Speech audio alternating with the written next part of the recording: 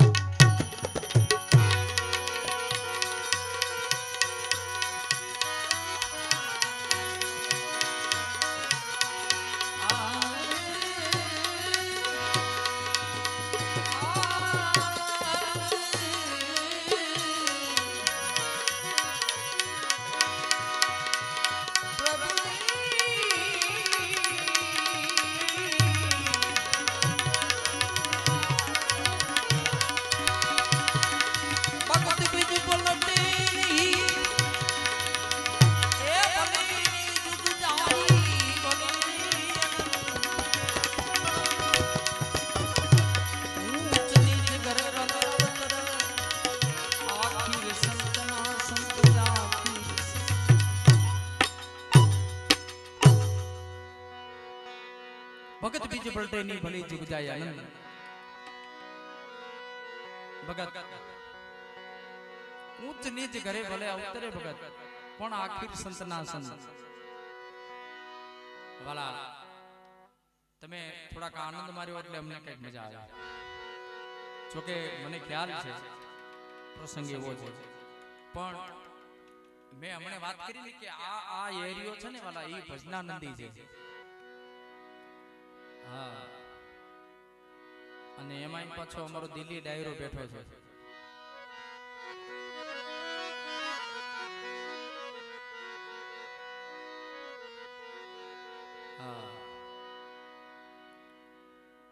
ભગત બીજ પલટે ની ભલે જુગ જાય અનંત ઊંચ નીચ ઘરે ભલે અવતરે આખીર સંતના સંત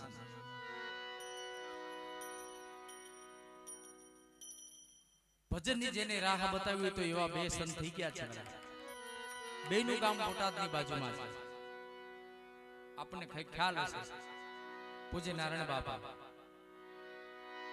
નારાયણી નારાયણ છે ભૂલાતી નથી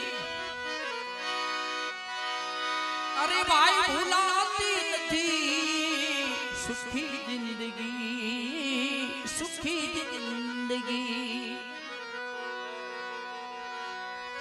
જિંદગી એ પૂર્ણમાં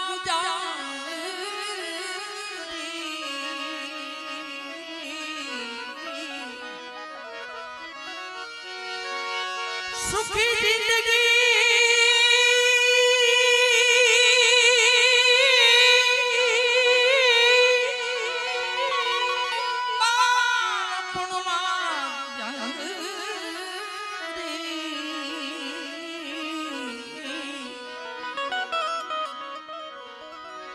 પછી તું જુવાની કીધી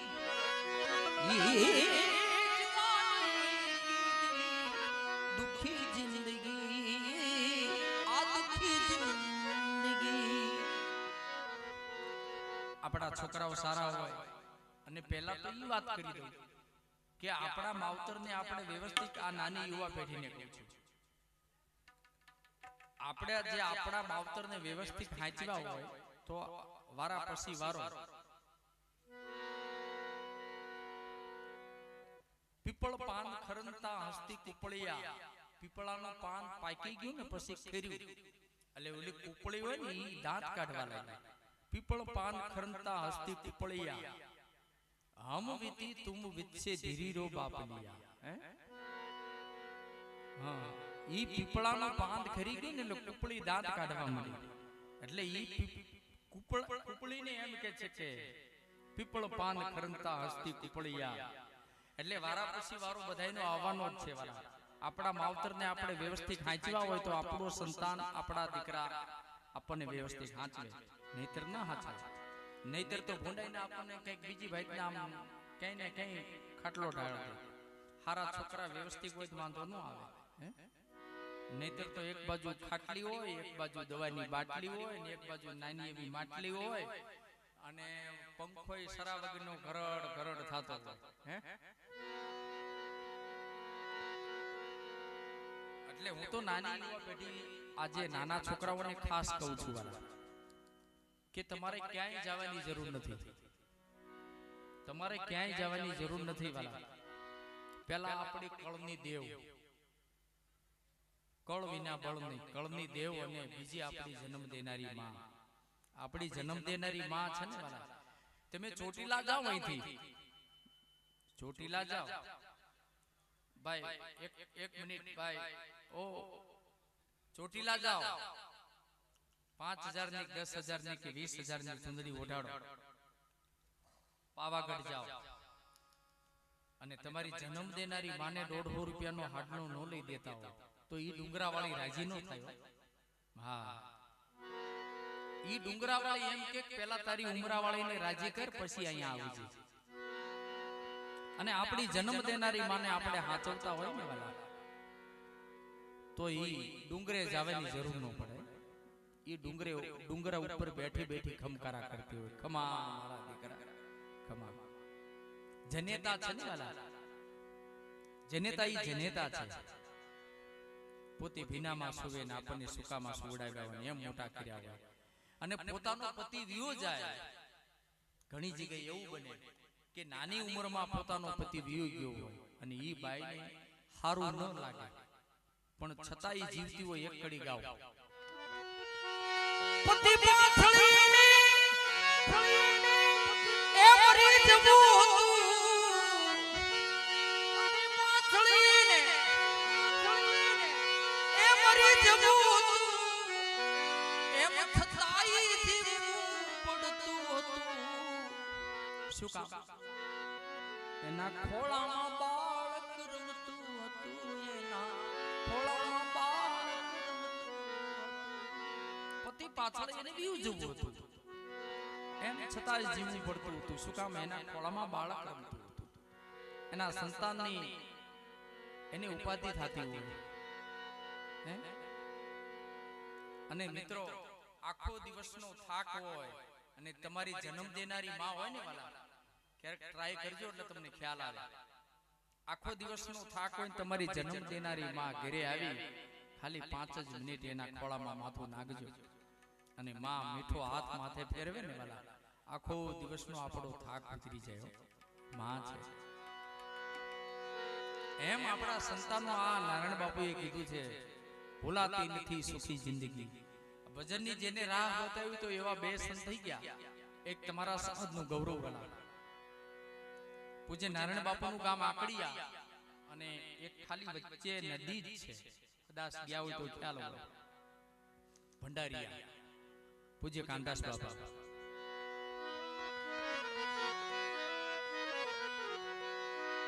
કાંદાસ બાપા, કાંદાસ બાપા એ કાંદાસ બાપા હતા. તમારો સમાજ એક નહીં હો વાલા. અત્યારે જગત આખી અને બાપા કહે છે. કાંદાસ બાપુ એ કાંદાસ બાપુ છે. હમણાં એક વિડીયો મેં જોયો તો વાલા, ઓહો, એની ગળાની તાસીર, આહા. કાંદાસ બાપુ એ કાંદાસ બાપુ. મારા ઘરે જમવા બધા પ્રેમે પરોણલા ઘરે આવો કનૈયા હો નંદલાલા. બાપાની તબિયત બરાબર નહોતી છતાં આમ પગ રાખીને ગાતા હતા. આહા.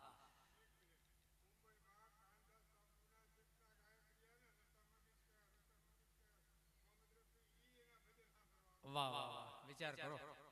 મોહમ્મદ રફી અને લતાજી. લતાજી એટલે તમને શું લાગે છે? આપણા ભારતનું નાક કહેવાય. અને મેં તો ભગત એવી વાત સાંભળી છે કે લતાજી બાપુને સાંભળવા આવતા ને પોતાની ગાડી નીચે નતો ઉતારતા. શું કામ? કે નહીતર માણસો એને ઘેરી લે, પણ કાચ ખુલ્લો રાખી આખી રાત લતાજી બાપુને સાંભળતા હતા. તમે વિચાર તો કરો, ઈ હસ્તી કેવી છે? કાંદાસ બાપુ હસ્તી કેવી છે? લતાજી પોતે સાંભળવા આવતા. જો કે કાંદાસ બાપુ કાંદાસ બાપુ હતા. આપણે એની જેવી તાકાત નથી એની જેવું આપણે ગાઈએ છીએ. દરેક કલાકારો આવી જાય. કાંદાસ બાપુ કાંદાસ બાપુ એમાં જે સપનું ગાયું છે વાલા, એક આગવો ખેડો પાડ્યો છે હો વાલા. કાંદાસ બાપુ દ્વારકામાં રહેતા ને ત્યારે વંડી આગી પાસે કઈક કરી હતી સેવકું. હા, એમાં તો મેં તો વાત સાંભળેલી છે. અમારા વાસુદેવ બાપા વાત કરતા પીપળી કે સેવકોએ કઈક વંડી કાંઈક આગી પાછી આશ્રમની અંદર થઈ અને કોઈક નગરપાલિકા વાળાએ આવીને કીધું કે બાપુ વંડી કઈક થોડીક આગી પાછી થઈ છે, ન ચાલે. બાપુ કે ન ચાલે તો આ ચાવી હાલે. અંદર મારો બાપ બેઠો છે ભાલા વાળો, એને 3 ટાઈમ સેવા પૂજા કરજે, સાધુ સંતો આવે ને ટુકડો આપજે અને કઈક ભેટ પૂજા આપજે ને એમ કરીને બાપુ મુંબઈ વી ગયા. આને સંત કહેવાય વાલા. સંતને સંતપણા નથી મફતમાં મળતા, નથી મફતમાં મળતા, એના કઈક મૂળ ચૂકવવા પડતા. સંતને સંતપણા એમ નામ નથી મફતમાં મળતા. બધાયને કઈક મોટું થઈ જવું છે, બધાયને કઈક સરપંચ થઈ જવું છે, બધાયને કઈક પ્રમુખ થઈ જવું છે, એમ નામ થવાય નહીં. હીરો ઘસાયા સિવાય લાખનો બનતો નથી ઉસ્તાદ. સંતને અમારે પાળિયાદનો એક દાખલો આપો. પાળિયાદ ઠાકર, આપણે ઠાકર કહીએ છીએ ને, એ અમારે પાળિયાદનો વિહળો નાથ. જ્યારે અમરા બાપુએ સમયો કર્યો ને ત્યારે રાજસ્થાનમાંથી ખાંડની ગુણું આવી ને એ આખો ટ્રક ભરીને આવ્યો હતો ખટારો. અને વચ્ચે ડ્રાઈવર અને કંડક્ટરની મતી ફરી 5 ગુણું નાલા હેઠે ઉતારી લીધી ને પાછો ટ્રક ઠેલવી અને બાપા જે ગાદીએ બેઠા હતા ઉનડ બાપુની મૂર્તિ પ્રતિષ્ઠા કરી ત્યારની વાત કરું છું. અને બાપા ગાદીએ બેઠા હતા ને પછી ડ્રાઈવર ને કંડક્ટર બાપા પાસે જઈ અને પગે લાગીને કીધું બાપા ટ્રક ઠલવી દીધો છે, રાજસ્થાનમાંથી ખાંડ આવી છે. પછી અમરા બાપાએ કીધું કે હવે જવું છે બાપા? કે હા બાપા હવે નીકળવું. પ્રસાદ પાણી લીધા? કે હા બાપા પ્રસાદ પાણી પણ લીધા. કાંઈ વાંધો નહીં. નીકળવું છે? કે હા નીકળવું છે. કાંઈ વાંધો નહીં. ઓલી 5 ગુણું મૂકી છે ને નાલા હેઠે ઈ પાછી સંભાળીને લેતા જાય છે. આને સંત કહેવાય. બરાબર, આને સાધુ કહેવાય. સંતને સંતપણા એમ નામ નથી મફતમાં મળતા. નારીને સીધે કોઈ આંગળી કાપે વાલીડો. હા, ઈ જલા બાપાએ તેદી હોંપી દીધા હતા વીરબાઈ હાથો. હે, વીરપુરનો જલિયા અને વીરબાઈમાં રોટલા બનાવતા ને ઈ ત્રિલોકનો નાથને આ ભૂલો પડ્યો અને તેદી વીરબાઈમાંના લોટવાળા હાથ કાંડે કાંડો હોંપી દીધું. લેતો જા તારે હકને મારે હરામ. આના અમર નામ રે વાલા. અત્યારે કોઈને કહેવાય? તારા ઘરના દે દે એવું કોઈને કહેવાય? આંધા નોખા કરી નાખે બાપા. હા, એક આંધો હાજો મોરવા દે, બધા આંધા નોખા કરે. ઈ વીરપુરનો જલિયાણ કે લેતો જા તારે હકને મારે હરામ. હે, હા, પાછા મૂકવા આવવા પડ્યા હતા વાલા. એને ઈ સંત ભૂમિ કહેવાય વાલા. સતાધાર જોઈ લો. આપો બીગો શામજી બાપુ. શામજી બાપુ એટલે આવતા ને એમાં દરવાજાની અંદર મરી ગયેલી ગાય પડી હતી અને કોઈ સમાચાર આપ્યા કે બાપુ ગાય મરી ગયેલી પડી છે. અરે ઈ તો કે મારી માં છે, હુતા છે મારી માં, બીજું કાંઈ